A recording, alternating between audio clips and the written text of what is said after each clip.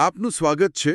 આજે આપણે ભારતીય બંધારણના મૂળભૂત પાસાઓ પર થોડી ઊંડી વાત કરવાના છીએ. નમસ્કાર. આ બંધારણ આપણા દેશ માટે આટલું બધું અગત્યનું કેમ છે અને તે બન્યું કેવી રીતે?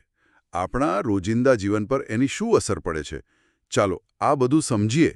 ચોક્કસ. જુઓ, બંધારણ એટલે શું? કોઈ પણ દેશ ચલાવવા માટેના પાયાના નિયમો.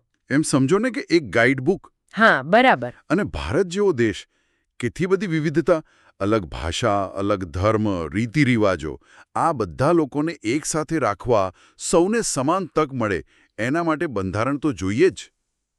એના વગર તો અંધાધૂંધી થઈ જાય. સાચી વાત છે. તો પછી આટલો મહત્વનો દસ્તાવેજ એ બનાવ્યો કોણે? કેવી રીતે બન્યો? હા, તો આઝાદી મળી પછી દેશે નક્કી કર્યું કે આપણો વહીવટ કેવી રીતે ચાલશે એના માટે નિયમો બનાવવા. એટલે એક બંધારણ સભા બનાવવામાં આવી. બંધારણ સભા. અચ્છા. હા, એમાં લગભગ 389 જેટલા સભ્યો હતા, અલગ અલગ પ્રાંતોમાંથી, રજવાડાનોમાંથી આવેલા. ઓ, ઘણા બધા લોકો? હા, અને એમાં ડૉક્ટર રાજેન્દ્ર પ્રસાદ હતા, જે એના અધ્યક્ષ બન્યા. પછી જવાહરલાલ નહેરુ, સરદાર પટેલ, મૌલાના આઝાદ, બધા મોટા નેતાઓ હતા. એટલું જ નહીં, કન્હૈયાલાલ મુનશી, શ્યામાપ્રસાદ મુખર્જી જેવા નિષ્ણાતો પણ હતા. અને મહિલાઓ પણ, સરોજિની નાયડુ, વિજયાલક્ષ્મી પંડિત. એટલે સમાજના લગભગ બધા વર્ગોને પ્રતિનિધિત્વ મળ્યું હતું. અને ડોક્ટર આંબેડકરનું નામ તો બંધારણ સાથે એકદમ જોડાયેલું છે, ખરું ને? હા, બિલકુલ. ડૉક્ટર ભીમરાવ આંબેડકર એ બંધારણની ખરડા સમિતિના અધ્યક્ષ હતા. મતલબ કે જે ડ્રાફ્ટિંગ કમિટી હતી ને, એના હેડ. અચ્છા, ડ્રાફ્ટિંગ કમિટી. હા, બંધારણનો પહેલો મુસદ્દો, જે આખું માળખું તૈયાર કરવાનું મુખ્ય કામ હતું, એ જવાબદારી એમણે અને એમની સમિતિએ નિભાવી. એમનો અભ્યાસ, એમનું જ્ઞાન અદ્ભુત હતું. એટલે જ એમને બંધારણના ઘડવૈયા તરીકે ઓળખવામાં આવે છે. બરાબર. આખી સભાએ મળીને, તમે માનશો નહીં, 2 વર્ષ 11 મહિના અને 18 દિવસ કામ કર્યું. બાપરે, આટલો બધો સમય? હા, લગભગ 3 વર્ષ. અને 166 જેટલી બેઠકો કરી. દુનિયાના બીજા દેશોના બંધારણનો પણ અભ્યાસ કર્યો. પછી જ આખું બંધારણ તૈયાર થયું. વાહ. અને છેવટે 26 નવેમ્બર 1949ના રોજ આપણી બંધારણ સભાએ એને અપનાવ્યું. એટલે જ આપણે 26 નવેમ્બરને બંધારણ દિવસ તરીકે ઉજવીએ છીએ. હા, એ તો ખબર છે. અને પછી 26 જાન્યુઆરી 1950થી એ પૂરેપૂરું અમલમાં આવ્યું, જેને આપણે પ્રજાસત્તાક દિવસ કહીએ છીએ. બરાબર. તો આટલી મહેનતથી જે બંધારણ બન્યું, એની ખાસ વાતો શું છે? કઈ રીતે એ અલગ પડે છે? ઘણી બધી વિશેષતાઓ છે. એક તો એ દુનિયાનું સૌથી મોટું લેખિત બંધારણ છે. સૌથી મોટું લખેલું? હા, લખેલું.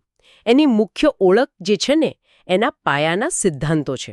જેમ કે પહેલું છે લોકશાહી. લોકશાહી એટલે કે લોકોનું, લોકો દ્વારા, લોકો માટે ચાલતું શાસન. બરાબર. આપણે પોતે આપણા પ્રતિનિધિઓને ચૂંટીએ છીએ. દર 5 વર્ષે ચૂંટણી થાય છે. અને પહેલાં મત આપવાની ઉંમર 21 વર્ષ હતી, પણ 1989માં સુધારો કરીને 18 વર્ષ કરી દેવાઈ. હા, એટલે વધુ યુવાનો ભાગ લઈ શકે. બરાબર. બીજું છે બિનસાંપ્રદાયિકતા. બિનસાંપ્રદાયિકતા એટલે કે દેશનો કોઈ પોતાનો સત્તાવાર ધર્મ નથી. સરકાર કોઈ ધર્મને ખાસ મહત્વ ન આપી શકે કે ધર્મના આધારે કોઈની સાથે ભેદભાવ ન કરી શકે. બધા ધર્મ સમાન. હા, દરેક નાગરિકને પોતાનો ધર્મ પાળવાની, એનો પ્રચાર કરવાની પૂરી સ્વતંત્રતા છે. અને આ બિનસાંપ્રદાયિક શબ્દ પાછળથી 1976માં 42માં સુધારા દ્વારા બંધારણના આમુખમાં ઉમેરવામાં આવ્યો હતો. અચ્છા, પછી? પછી આવે પ્રજાસત્તાક. પ્રજાસત્તાક? હા. એ શું છે? એનો મતલબ કે આપણા દેશના જે સર્વોચ્ચ વડા છે, એટલે કે રાષ્ટ્રપતિ, એ કોઈ રાજાની જેમ વંશ પરંપરાગત નથી આવતા. ઓહ, એટલે કે ચૂંટણીથી આવે? હા, એમની પણ ચૂંટણી થાય છે. લોકો દ્વારા ચૂંટાયેલા પ્રતિનિધિઓ એમને ચૂંટે છે. મતલબ કે દેશનું કોઈ પણ પદ, નાનામાં નાનું કે મોટામાં મોટું, કોઈ કુટુંબ માટે અનામત નથી. કોઈ પણ લાયક નાગરિક ત્યાં પહોંચી શકે. સમજાયું. એટલે જ આપણે પ્રજાસત્તાક દિવસ ઉજવીએ છીએ. બરાબર. અને ચોથું છે સંઘ રાજ્ય. સંઘ રાજ્ય હા એટલે કે ફેડરલ સ્ટ્રક્ચર.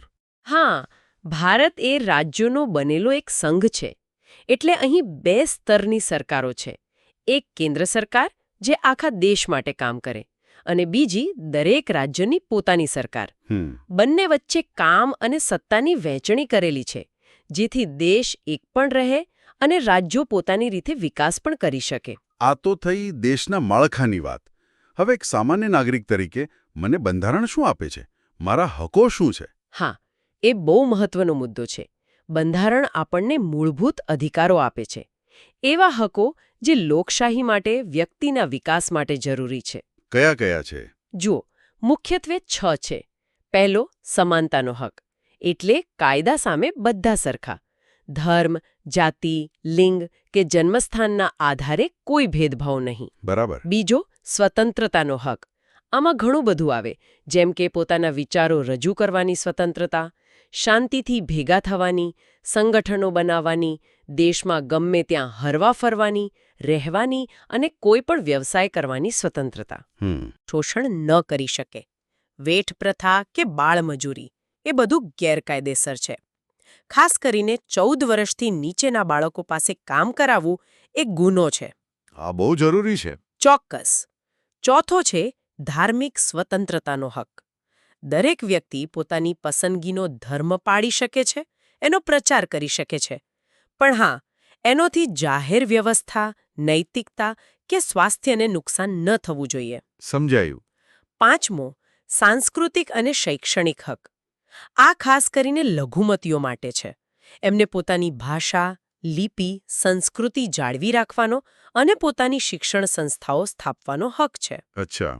અને છઠ્ઠો, જે સૌથી અગત્યનો કહી શકાય, એ છે બંધારણીય ઇલાજોનો હક. બંધારણીય ઇલાજો? એ શું છે? એનો મતલબ કે જો ઉપર જણાવેલા કોઈ પણ હકનું સરકાર દ્વારા કે કોઈ બીજા દ્વારા ઉલ્લંઘન થાય, તો નાગરિક સીધા જ હાઈકોર્ટ કે સુપ્રીમ કોર્ટમાં જઈ શકે છે અને પોતાના હકનું રક્ષણ માંગી શકે છે. ઓહ, એટલે આ તો એક પ્રકારની ગેરંટી થઈ. બિલકુલ. આ હક વગર બીજા હકોનો કોઈ અર્થ નથી. એટલે જ ડોક્ટર આંબેડકરે આ હકને બંધારણનો આત્મા કહ્યો હતો. વાહ! ખરેખર આ હકો તો બહુ મહત્વના છે, પણ જેમ હકો હોય એમ કંઈક ફરજો પણ હોવી જોઈએ ને? બરાબર પૂછ્યું. હા, જેમ બંધારણે આપણને હકો આપ્યા છે, એમ નાગરિક તરીકે આપણી પણ દેશ પ્રત્યે કેટલીક ફરજો છે. આ મૂળભૂત ફરજો શરૂઆતમાં બંધારણમાં નહોતી, પણ 1976માં એને ઉમેરવામાં આવી. અચ્છા, એ પછીથી ઉમેરાઈ. કઈ કઈ છે એ ફરજો? હા, કુલ 11 જેટલી મૂળભૂત ફરજો છે. ચાલો, હું એક પછી એક ગણાવું. ક. બંધારણને વફાદાર રહેવું, તેના આદર્શો અને સંસ્થાઓનો, રાષ્ટ્રધ્વજનો અને રાષ્ટ્રગીતનો આદર કરવો. ખ. આઝાદી માટેની આપણી રાષ્ટ્રીય લડતને પ્રેરણા આપનારા ઉમદા આદર્શોને હૃદયમાં સંઘરી રાખવા અને તેને અનુસરવું. બરાબર. ગ. ભારતના સાર્વભૌમત્વ, એકતા અને અખંડિતતાનું સમર્થન કરવું અને રક્ષણ કરવું. હા. ઘ. દેશનું રક્ષણ કરવું અને જ્યારે હાકલ કરવામાં આવે ત્યારે રાષ્ટ્રીય સેવા બજાવવી. એટલે કે દેશ સેવા માટે તૈયાર રહેવું. હા. ચ. ધાર્મિક, ભાષાકીય, પ્રાદેશિક કે સાંપ્રદાયિક ભેદોથી પર રહીને ભારતના તમામ લોકોમાં સુમેળ અને સમાન બંધુત્વની ભાવનાની વૃદ્ધિ કરવી અને સ્ત્રીઓના ગૌરવને અપમાનિત કરે તેવા વ્યવહારોનો ત્યાગ કરવો. આ બહુ મહત્વનું છે. 6. આપણી સમન્વિત સંસ્કૃતિના સમૃદ્ધ વારસાનું મૂલ્ય સમજી તે જાળવી રાખવું. જ. જંગલો, તળાવો, નદીઓ અને વન્ય પશુ પક્ષીઓ સહિત કુદરતી પર્યાવરણનું જતન કરવું અને તેની સુધારણા કરવી અને જીવો પ્રત્યે અનુકંપા રાખવી. પર્યાવરણ રક્ષણ. હા. ઝ. વૈજ્ઞાનિક માનસ, માનવતાવાદ અને જિજ્ઞાસા તથા સુધારણાની ભાવના કેળવવી. વિચારશીલ બનવું. ટ. જાહેર મિલકતનું રક્ષણ કરવું અને હિંસાનો ત્યાગ કરવો. સરકારી મિલકત આપણી જ છે. બરાબર. ઠ. રાષ્ટ્ર પુરુષાર્થ અને સિદ્ધિના વધુને વધુ ઉન્નત સોપાનો ભણી સતત પ્રગતિ કરતું રહે તે માટે વૈયક્તિક અને સામૂહિક પ્રવૃત્તિના તમામ ક્ષેત્રે શ્રેષ્ઠતા હાંસિલ કરવાનો પ્રયત્ન કરવો. એટલે કે ઉત્તમ બનવાનો પ્રયાસ કરવો. અને છેલ્લી માતા પિતાએ અથવા વાલીએ 6 થી 14 વર્ષ સુધીની વયના પોતાના બાળક અથવા પાલ્યને શિક્ષણની તકો પૂરી પાડવી. આ ફરજ 2002માં ઉમેરાઈ. અચ્છા, શિક્ષણની ફરજ એટલે આ બધી ફરજોનું પાલન કરવું એ આપણી નૈતિક જવાબદારી છે. બિલકુલ. હકો અને ફરજો એક સિક્કાની 2 બાજુ જેવા છે. એકદમ સ્પષ્ટ થઈ ગયું. બંધારણ ખરેખર આપણા દેશ માટે, આપણા સમાજ માટે એક મજબૂત આધારસ્તંભ છે. સાચી વાત છે. એ એક એવું માળખું છે જે ન્યાય અપાવવાનો પ્રયાસ કરે છે, લોકોને સાથે રાખે છે અને દેશને સાચી દિશામાં આગળ વધવા માટે માર્ગદર્શન આપે છે. એ ન હોય તો કલ્પના કરવી પણ મુશ્કેલ છે. તો આજે આપણે બંધારણ વિશે ઘણી ઊંડાણપૂર્વકની વાતો કરી. અંતે એક વિચાર સાથે આપણે વિરામ લઈએ. એક નાગરિક તરીકે આપણે આપણા બંધારણીય હકો ભોગવીએ છીએ, પણ આપણી ફરજોનું પાલન કેટલું કરીએ છીએ? આ હકો અને ફરજો વચ્ચેનું સંતુલન વધુ સારી રીતે કેવી રીતે જાળવી શકાય, જેથી આપણો દેશ હજુ વધુ ઝડપથી પ્રગતિ કરી શકે? આના પર સૌ વિચારતા રહેજો. ફરી મળીશું. નમસ્કાર.